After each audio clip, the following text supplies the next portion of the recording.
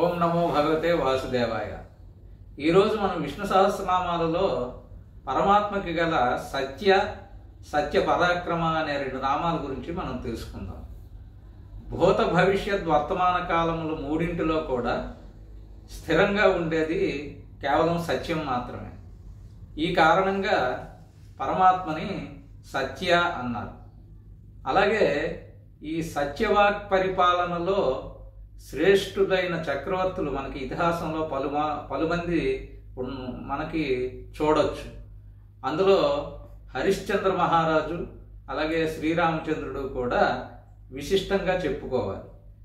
శ్రీమద్ రామాయణంలో వాల్మీకి మహర్షి పలుమార్లు శ్రీరాముడి యొక్క పరాక్రమాన్ని ప్రస్తుతిస్తూ రామ సత్య పరాక్రమ అంటారు. అలాగే వేదంలో కూడా సత్యాన్నాస్తి పరంతపః అనే వాక్యం ఉంది.